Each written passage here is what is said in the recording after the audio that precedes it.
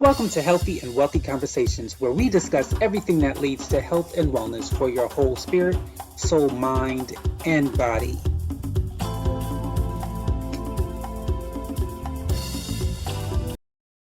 Hello, and welcome to another episode of Healthy and Wealthy Conversations. I'm your host, Casey Bell, and today's conversation will be with Mayim Vega. Let's get the show started. So being a professional and an expert in holistic care, were you raised in a family in holistic care, or was this something that you learned later in life? I would say that I was raised in a very old-fashioned family that did things in a very traditional way. And I think that's kind of the holistic way, is to do things the way that our ancestors did, to kind of trust nature and do the things that your mother and your grandparents did. And it's really because of more because of modernity that we've lost all that, that we've come to think that these modern things are better, but we're actually rediscovering that they're not better, that they're actually inferior to what was in place before. And we're starting to rediscover that, I think, as a society. Thank you for that. How did you get into this field of work? What encouraged you or inspired you to choose to do this? Um, Basically, I had a terrible health crisis and I thought I was going to die. And I was experiencing terrible migraines. And through my migraines, um, I just couldn't find any relief with standard protocols and standard medications, and ended up going to the hospital, to the emergency room, and I spent about $4,000, in total that night. And the doctors told me that there's nothing that they can do for me, and that there was nothing wrong that they could find with me. And they even gave me a CT scan to rule out the possibility of a tumor. And in the end, they said, okay, well, you don't have a tumor. There's nothing wrong with you. You just have a really bad headache.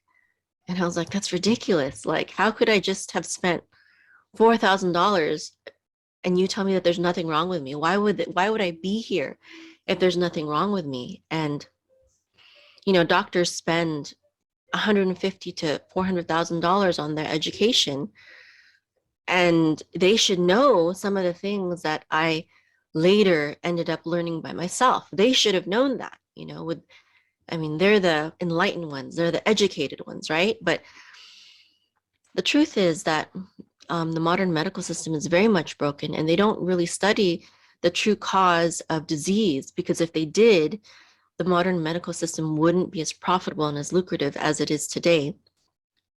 And so their goal is really not to heal us. Their goal is really to keep us sick enough that we need their medications and procedures, but not to ever really truly heal ourselves of the problems that we face. Because if they did, then they would be out of business. And in reality, the true cures for the things that ail us can't be patented, because it has to do with the food that we eat and the air that we breathe and the water that we drink, and has to do with our mindset and our lifestyle, and all these things that corporations can't control, and they can't patent, and they can't monopolize. And so that's why they don't promote those kinds of true cures, because they're just not profitable. One thing I would say for those who are watching to research the history of scurvy, someone sent me the information and I did some research on the history of scurvy. For those who don't know, scurvy is, well, it's what doctors say is a disease you get from not having enough vitamin C in your body. When they first discovered scurvy, originally they called it genetic, and that it was a disease that could only be cured through, medication you had to get from your doctor. And then some decades later, centuries later, they finally figured out that it's just lack of vitamin C. And because people don't know that history, they don't understand that's what they continue to do, is that when you get sick, they call it something Um, Usually they don't know what it really is. And if you've ever watched the medication commercials, they let you know up front that we don't actually know what's wrong with you. We're guessing. Um, I mean, it's crazy to me that I don't think people really pay attention to the script of the commercials because they start out by saying, if you have these symptoms, it may be. So right away, they're letting you know we don't know what's wrong with you. Then they tell you, you know, if you have these, this medication might be able to help you. We're not sure because we didn't even know what's wrong with you in the first place. And they're letting you know we don't know. We're making guesses. And I just think we as a society are just so blind. And then when people like you come along and let people know I've been in your shoes, I've been sick and doctors couldn't help me and now I'm not sick anymore. The first thing they want to know is where's your degree? And it's like, well, doctors have degrees and they didn't know anything about, mercury not being safe. They didn't know Exactly. anything about lead and asbestos not being safe. So, you know, I think it's time for us to really start questioning those people who have degrees. It's nice that you have one. I now need to see some results of those degrees. And if you Mhm. don't, we need to have a conversation. Um, so talk about, let's see here. Hold on. And please correct me if I'm pronouncing this wrong. Aruka. Yes, that's Is this, the business um, Aruka. Hmm. how did you come up with this name? Well, I'm religious, so that comes from the Bible, and it talks about in the Bible. Hold on, let me just go ahead and pull it up so I could read it exactly, so I don't mess it up. Let me see on my website. I have it here. It says in Jeremiah, the book of Jeremiah in the Bible, chapter 33. It says, "Thus saith the Lord, the maker thereof, the Lord that formed it to establish it. The Lord is his name. Call unto me, and I will answer thee, and I will tell thee great things and hidden things which you do not know. Behold, I will bring it health," and health right there in that verse. That's the Hebrew word aruka, "and healing, and I will heal them, and I will reveal unto them the abundance of peace and truth." And I really love that verse because because I am, like a woman of faith and I believe in God. And I really believe that, at that moment when the medical system basically failed me, it was like, well, I had nothing else to turn to but God. And it was through, I believe his guidance that I was led to the answers that I needed. I mean, and there's still a measure of like education, but there's also a measure of faith because, there's so much information out there. How do you know what is right? And I feel like, how was I led to the things that actually healed me instead of quackery? Because there's a lot of things out there. There's a lot of things that are contradictory, in the information that's out there. So it's not like I just Googled something. I truly felt like, you have to have a measure of faith to know, to be able to have that discernment of what is right and wrong, because there's just so much craziness out there. There's sites out there that say that all the alternative stuff is quackery, and then there's sites that are, I think in the holistic health world, you track a lot of different types of people because it is unregulated and it is unlicensed. It's like it's very hard to, I think, sift through it. So um I do believe that it was because I relied on, a measure of faith and, whatever, your guardian angels and stuff like that. Because why was I not led to the wrong information? I was led to the right information. And I feel like there's a measure of luck or divine guidance in that. And, Albert Einstein, he was um he was agnostic. He was an atheist, and he might have not been super religious, but he did talk about how he had faith in an order to the universe. So he had a faith in a higher power, a higher being. Not that it was, he wasn't, a religious Jew or he wasn't a Christian, but there was still like this overarching sense of everything is as it should be. We're not just flying blind in space. and there's really no hope for humanity, and it's just random chance that we're here and that we're surviving. No, I do believe in a divine intelligence, and it doesn't matter what religion you're in. I don't think that is the key. I think that God is not monopolized by any religion. But I do believe that we have there's a greater power out there, and that he cares for all of his creation, not just people in a certain religion.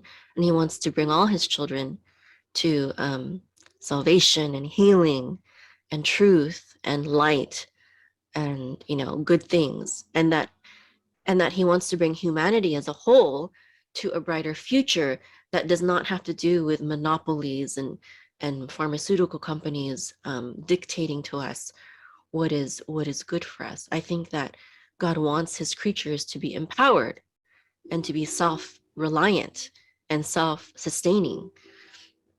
I mean, animals in nature, they don't get cancer.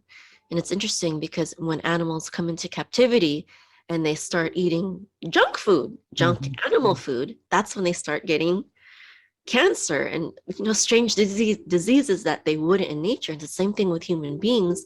There's a pioneer in the holistic health movement. His name is Dr. Weston A. Price. Have you heard of Dr. Weston A. Price? He was a dentist, back in the day. And what he did was he traveled and he studied different indigenous people groups.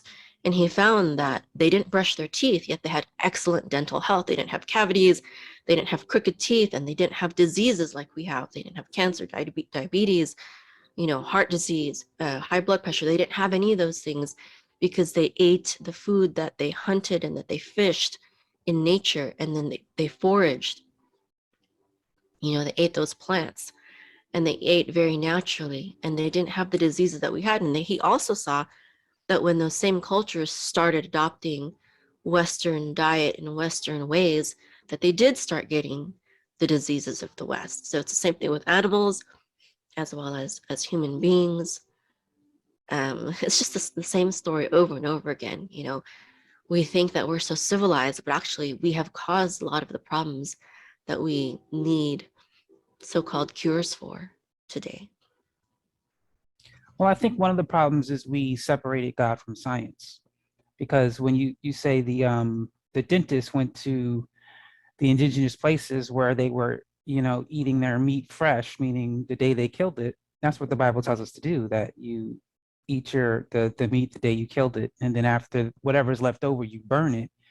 And I think people made that into religion instead of the science that it is. If you know anything about the wildlife, scavengers eat dead meat. All other animals, if they do eat meat, they eat it fresh. Like the animal No dies. refrigeration. Right, it's fresh. They eat it while it's alive. And I'm not saying we should eat our food alive. What I'm saying is your meat shouldn't be 5, 7, 10, 12, 14 days old, because even now with freezers, people can preserve, and they don't understand that's the science that's making you sick, because science is letting us know we're not supposed to eat meat that long. And because we've separated the Bible from science itself, we don't realize they're both basically the same thing, and that the Lord was just teaching us how to be healthy, not religious. And so I think it's, even when you think about the science of smoking, when they say, well, marijuana is okay and e-cigarettes are healthier, statistics tell us that most people don't die in a fire because of the fire, they die because they inhaled the smoke. And so science says that inhaling smoke is not safe. So then why do we believe that smoking can be safe when science has already decided that it doesn't? It's not safe. And so I think if we just turn back to not what scientists say science is, what science actually is, we can realize we've had the answers in front of us the entire time.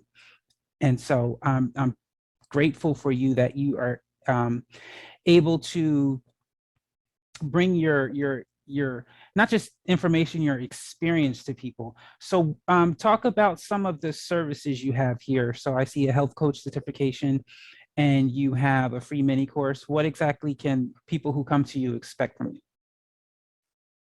Yeah, well, our main business is the health coach certification program, and that's where we teach naturopathic herbalism as well as health coaching. Health coaching is more the model for healing, as opposed to, the old model is like you go to your doctor and he's the expert and he gives you a pill and then you get healed.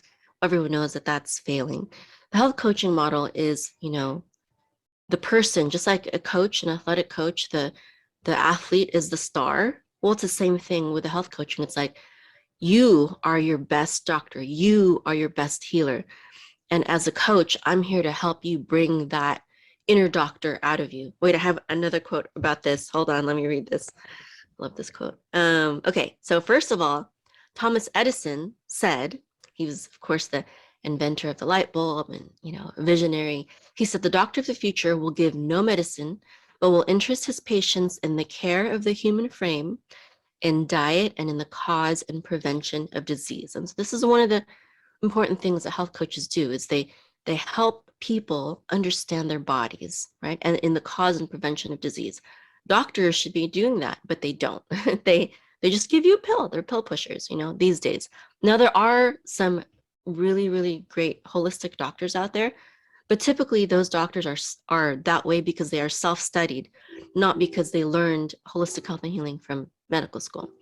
Okay, anyways, and we actually have some medical professionals such as doctors and nurses and medical technicians that are studying, at aruka.com, holistic health and healing. Now, also Hippocrates, known as the father of medicine, he said this. He said, the greatest medicine of all is teaching people how not to need it. Everyone has a doctor in him or her. We just have to help it in its work. And so that's really, again, it describes the health coaching model, where it's the person, your body best, and it's not because I don't know anything about holistic health and healing, but to think that the answer is outside of you is really like a victim mentality, a victim model, where we need to be, if we want to really transcend as a society and really be independent of, all these pharmaceuticals and big corporations, we have to tap into our inner healer, our inner doctor, God within us, God speaking to us and leading us, just as I was saying before, leading us into the right ways. I hate it when, people go to the doctor and the doctor gives them some kind of medication and they start experiencing all these side effects, and they go to the doctor and the doctor's like, oh, don't worry about that. Oh, ignore that. Ignore the fact that you're experiencing all these side effects and all these symptoms. That's normal. It's natural. It's like, or that means it's working. It's like, come on, no, that's ridiculous. There's actually a medical doctor, Vernon Coleman. He said that he wrote this book called Coleman's Laws. And one of his laws, he says that if you go into a doctor and you start experiencing side effects after treatment, it's most likely because of the treatment. They'll try to brush it off like it's not. For example, one of my students is actually a medical doctor, and she asked me to look into dementia because she had a relative who had surgery. I don't remember what kind of surgery, but after the surgery, her relative, who was elderly, he was a senior citizen, he got dementia after the surgery. And it was so obvious to everyone in the family that, before surgery, he was perfectly fine. And after surgery, all of a sudden he has dementia. He can't remember things and he can't think correctly and stuff like that. And then when they told the doctors who, worked on him through the surgery, like, oh no, there's no there's no correlation at all whatsoever. It's just he's just getting old, basically. And it's so ridiculous because one of the experts whose work we study at aruka.com is actually a neurosurgeon. His name is Dr. Russell Blaylock. He's a neurosurgeon, but he also he ran a nutritional clinic to heal people nutritionally of various issues.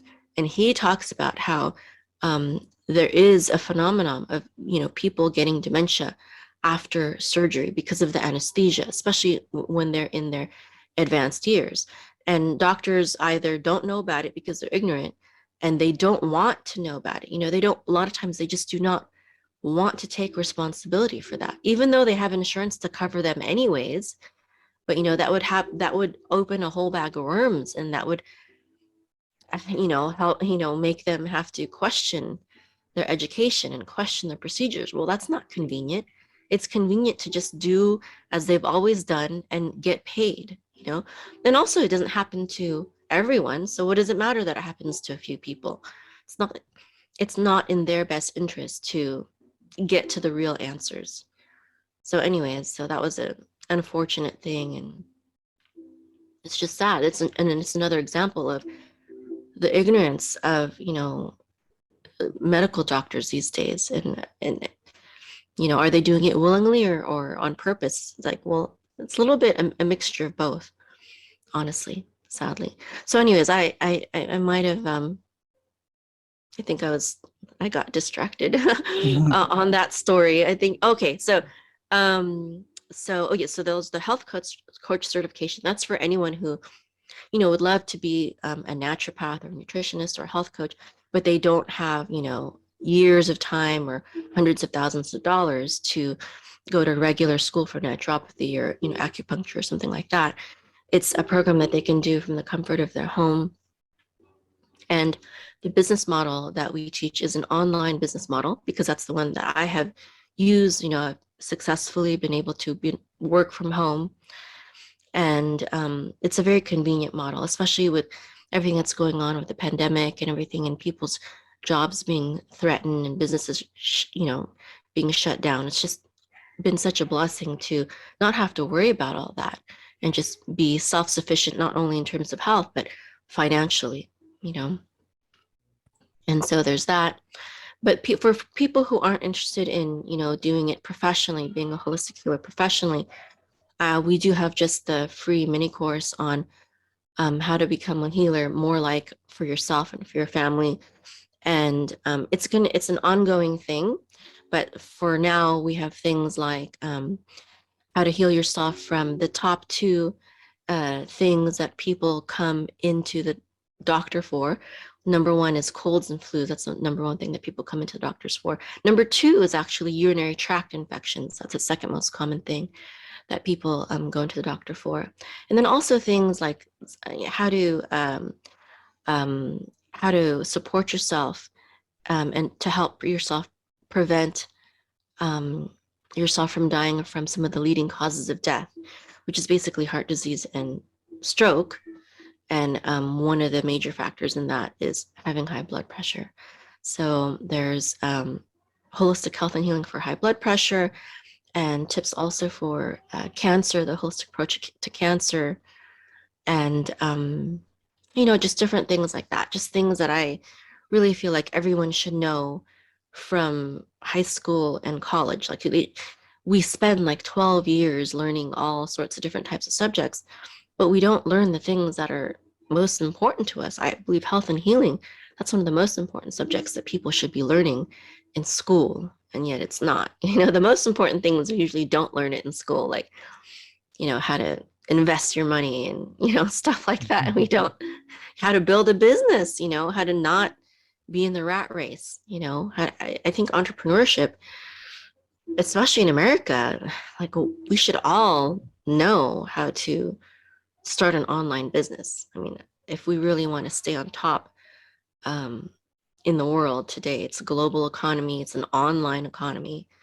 Like this should be as basic as learning history, and learning about holistic health and healing. I think should be as basic as learning geology and chemistry and physics. Why not? I mean, science of your own body is at least equally as important as all those things.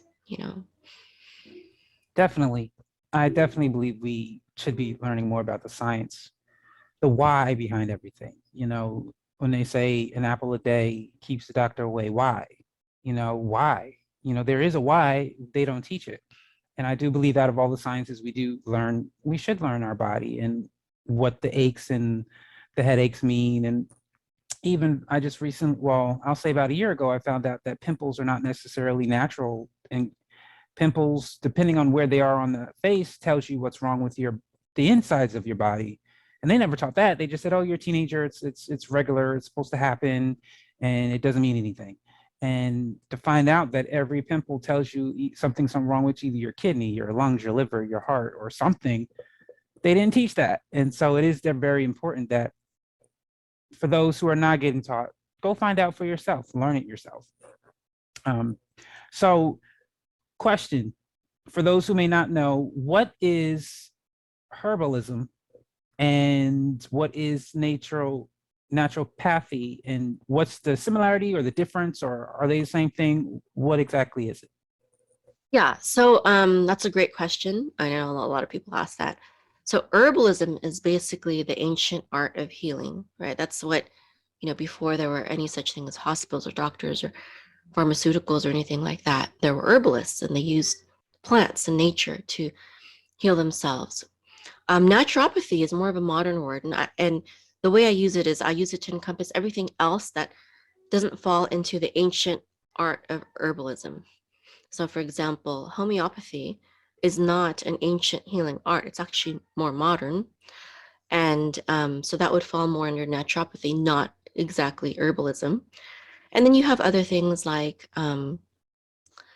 German New Medicine, which has to do with mindset and how that affects, and trauma and stuff like that, and how that affects health and healing and causes disease and stuff like that. And there's also, there's a lot of things that would fall under naturopathy that just, aren't part of the holistic, ancient healing art of herbalism. Um, and yeah, so that it's kind of like an umbrella term for holistic health and healing. But that's, one of the reasons why I use both. It's because the herbalism part stands for more of what's ancient and old and kind of been there for thousands of years and tried and true, where naturopathy is more things that are more modern, and emerging. And even I would say like aromatherapy wasn't as common way back then. It's more of a modern way to extract the healing properties of plants. It wasn't as easily accessible back in the day. Back in the day, is more about tinctures and teas and poultices and stuff like that. Cool. So you mentioned dealing with the mind and thoughts. So in your coaching sessions, do you deal with the mentality just as much? Because when you think of health, most people think of salad, exercise, and water. They don't think about the resentment they may have, or the unforgiveness, or the anger they have with someone. I don't think people realize that that can kill you just the same as drinking poison. So do you deal with that as well? Maybe a little bit, or is that something that comes along with the coaching? Yeah, I definitely touch on that. I mean, like I said, the two leading causes of death are heart disease and stroke. Sorry, heart attack and stroke, and those are very much stress, related. I mean, there's other factors involved, but that's a huge, huge factor. It's such a mistake for doctors not to address that at all. Or it's like, or they also make it seem like, well, there's nothing we can do about that. Where it's like, yeah, there's a lot that people can and should do about that. And even when it comes to cancer, I was talking about German New Medicine. This doctor, I'm sorry, I forget his name right now, but he he started studying different people who got cancer, and he noticed that there was a common link between them. For example, when it came to breast cancer, the women usually experience the loss of a child in some way, Mhm. which was a precursor to the cancer. Now, it's not always that, but the links are very interesting to see and to observe and to notice. And as I told you, I had a healing crisis, and that's what led me to study naturopathy and herbalism. Well, it turned out that I was having migraines, and I thought they were so bad that I was going to die. But one of the things that helped me was vitamin B12. Okay, and vitamin B12. Well, why was I deficient in B12? Well, one of the reasons is because I was trying to go vegan at the time. So there's a lot of health trends, health fads that are actually unhealthy, very unhealthy health trends, unhealthy health fads. It wasn't good for me. Some people do really good, and some people I recommend a vegan diet for cleansing and for cancer short term, but I think for long term it's a human experiment. And for me, veganism was really bad for me. And so I had to stop that. But another thing that was causing my B12 deficiency was my I was just stressed out too much. I've had my online business since 2000 and Aruka since 2009, but even before that, I was working online since I think it was 2004. Yeah, 2004. And when I first started my business, I didn't know that it was a process and that I had to be patient. And so I was stressing out way too much, and that was depleting my B12 as well. And that was you can't like take B12 but not address the real root cause, which is the nutritional deficiency, plus this mindset issue. It was a mindset issue that, I had to do this, and I had to succeed. And I was not giving myself the space to fail. You have to accept failure sometimes, or not just failure. You have to see it as a setback, not as a complete failure, but in terms of, the Bible says that the righteous man falls 7 times and then he gets up back up again, which means that you have to, just because you fail sometimes, it doesn't mean you're a failure, and it doesn't mean that you should give up. It doesn't mean that you should quit.